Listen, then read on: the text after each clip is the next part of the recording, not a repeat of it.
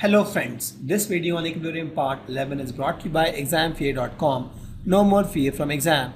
Before watching the video, please make sure that you have watched all the previous parts. Let's do some recap of the characteristic of equilibrium constant. So we have used the equilibrium constant. We have solved a couple of questions now based on this. Let's do a recap of the characteristic of the equilibrium constant. The first characteristic says that this is applicable only when the concentration of reactants and products have reached equilibrium. That means this Kc is applicable only when the whole system is in equilibrium, not at the initial state. Only when the system is in equilibrium, Kc is applicable. And it has a definite value for a given temperature. That's what I say. You always have to give a temperature at which the Kc is having some value. So temperature plays a critical role here, right? The value of this equilibrium constant, it change with temperature. And how it change? For endothermic reaction, it increase with rising temperature. For exothermic, it decrease with rising temperature. We'll discuss this, how it becomes. We'll talk about something called Le Charter principle, where we'll discuss why it happens like this. It is independent of initial concentration. So it doesn't matter initially how many moles of reactants you are taking. It is the Kc value is independent of initial concentration. For reversible reaction, the equilibrium constant of a reverse reaction is nothing but 1 by equilibrium constant of the forward reaction, right? So we have given this thing that K dash C is nothing but 1 by Kc. When I say that K dash C is nothing but equilibrium constant for the reverse reaction and Kc is equilibrium constant for the forward reaction. And the sixth point says that the equilibrium constant K for the reaction is related to the equilibrium constant of the corresponding reaction.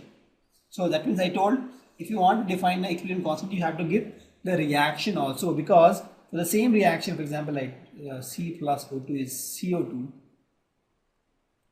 For this reaction, and 2C plus 2O2 gives 2CO2. You see, both reactions look same to me, right? Only the difference is I have multiplied this reaction with 2 to get this.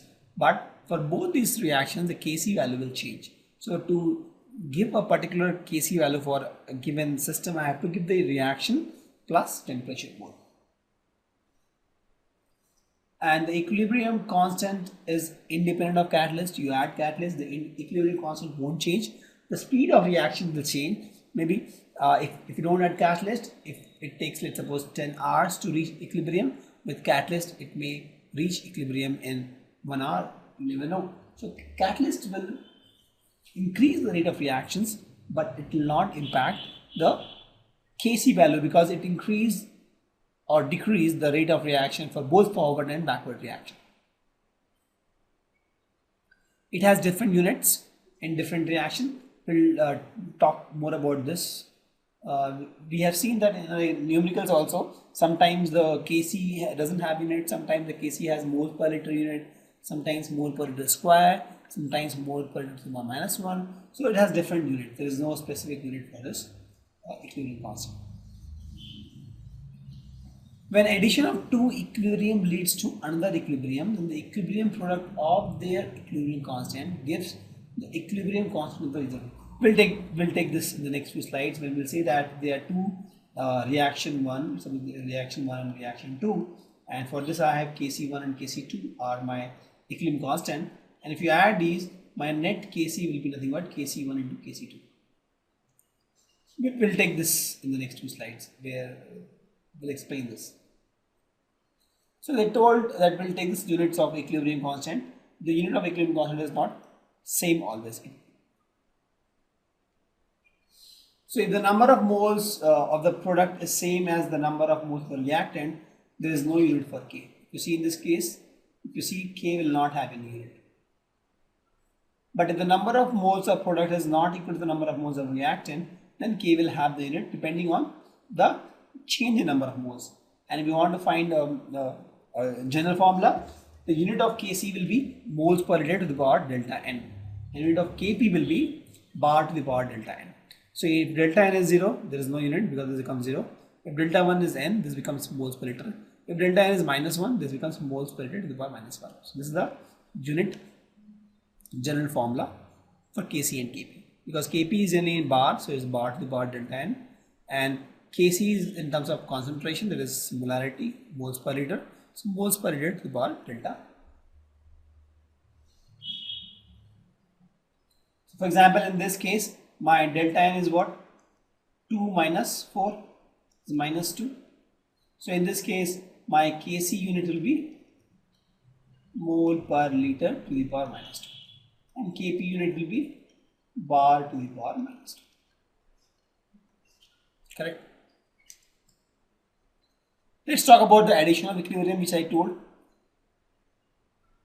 So as I told, when you add two equilibrium, you have to multiply. For example, in this case, I have N2 plus O2 was giving me 2NO, and this 2NO plus O2 was giving me 2NO2.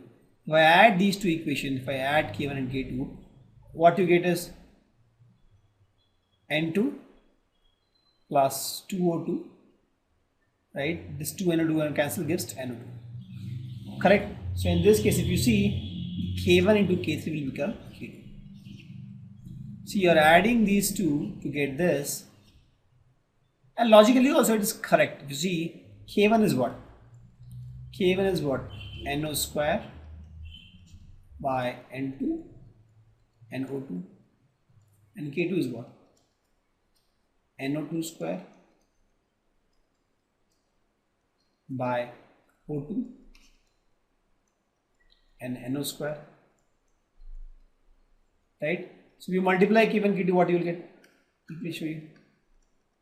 You will get NO square by N2 O2 into NO2 square O2 NO square. They cancel, right? So what you get is NO2 square N2 and O2 square. Correct? Now let's find K3. K3, if you find independently, you will get NO 2 to the power 2, right, divide by N2 and O2 to the power 2. So if you see, both are same. Thus, if you see, K1 into K2 is nothing but K3. Thank you. Visit examfear.com to watch free educational videos, try free online tests, get the best quality study materials, study from the best tutors and mentors, and much more. Thanks once again.